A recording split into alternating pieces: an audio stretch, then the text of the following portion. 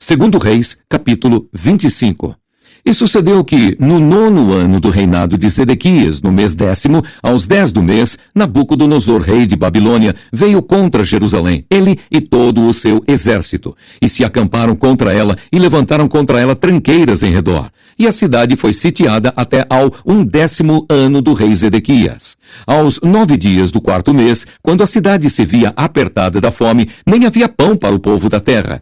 Então a cidade foi arrombada, e todos os homens de guerra fugiram de noite pelo caminho da porta que está entre os dois muros, junto ao jardim do rei, porque os caldeus estavam contra a cidade em redor.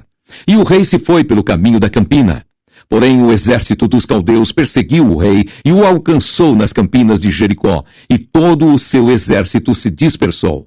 E tomaram o rei e o fizeram subir ao rei de Babilônia, a Ribla, e procederam contra ele. E aos filhos de Zedequias degolaram diante dos seus olhos, e vazaram os olhos a Zedequias, e o ataram com 2 cadeias de bronze, e o levaram a Babilônia. E no 5º mês, no 7º dia do mês, este era o ano 19º de Nabucodonosor, rei de Babilônia, veio Nebuzaradã, capitão da guarda, servo do rei de Babilônia, a Jerusalém, e queimou a casa do Senhor e a casa do rei, como também todas as casas de Jerusalém. Todas as casas dos grandes igualmente queimou. E todo o exército dos caldeus, que estava com o capitão da guarda, derribou os muros em redor de Jerusalém. E o mais do povo que deixaram ficar na cidade, e os rebeldes que se renderam ao rei de Babilônia, e o mais da multidão, Nebuzaradã, o capitão da guarda, levou presos. Porém, dos mais pobres da terra, deixou o capitão da guarda ficar alguns para vinheiros e para lavradores. Quebraram mais os caldeus as colunas de cobre que estavam na casa do Senhor, como também as bases e o mar de cobre que estavam na casa do Senhor, e levaram o seu bronze para a Babilônia. Também tomaram as caldeiras e as pás e os apagadores e os perfumadores e todos os utensílios de cobre com que se ministrava.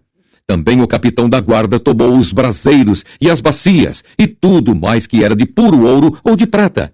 As 2 colunas, o mar e as bases que Salomão fizera para a casa do Senhor. O peso do cobre de todos esses utensílios era incalculável.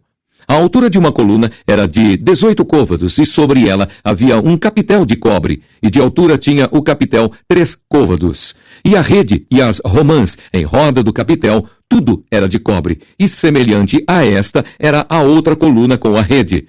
Também o capitão da guarda tomou a Seraías, primeiro sacerdote, e a Sofonias, segundo sacerdote, e aos 3 guardas do umbral da porta.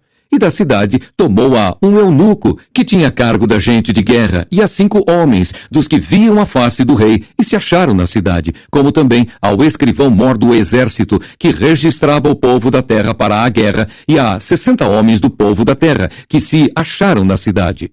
E tomando-os, Nebuzaradã, o capitão da guarda, os trouxe ao rei de Babilônia, a Ribla. E o rei de Babilônia os feriu e os matou em Ribla, na terra de Amate. E Judá foi levado preso para fora da sua terra. Porém, quanto ao povo que ficava na terra de Judá, Nabucodonosor, rei de Babilônia, que o deixara ficar, pôs sobre ele por maioral a Gedalias, filho de Aicão, filho de Safã. Gedalias governa, mas Ismael mata-o. Ouvindo, pois, os capitães dos exércitos, eles e os seus homens, que o rei de Babilônia pusera a Gedalias por maioral, vieram a Gedalias, a Mispa, a saber, Ismael, filho de Netanias, e Joanã, filho de Cariá, e Seraías, filho de Tanumete, o Netofatita, e Jazanias, filho de Maacatita, eles e os seus homens. E Gedalias jurou a eles e aos seus homens, e lhes disse: Não temais ser servos dos caldeus, ficai na terra, e servi ao rei de Babilônia, e bem vos irá. Sucedeu, porém, que no 7º mês veio Ismael, filho de Netanias, o filho de Elisama, da semente real, e 10 homens com ele, e feriram Gedalias, e ele morreu, como também os judeus e os caldeus que estavam com ele em Mispa. Então todo o povo se levantou, desde o menor até ao maior, como também os capitães dos exércitos, e vieram ao Egito, porque temiam os caldeus. Depois disso, sucedeu que no ano 37 do cativeiro de Joaquim, rei de Judá, no mês 12º, aos 27 do mês, Evil-Merodach, rei de Babilônia, libertou, no ano em que reinou, a Joaquim, rei de Judá, da casa da prisão. E lhe falou benignamente e pôs o seu trono acima do trono dos reis que estavam com ele em Babilônia. E lhe mudou as vestes da prisão. E de contínuo, Joaquim comia pão na sua presença todos os dias da sua vida. E quanto à sua subsistência pelo rei, lhe foi dada subsistência contínua, a porção de cada dia no seu dia, todos os dias da sua vida.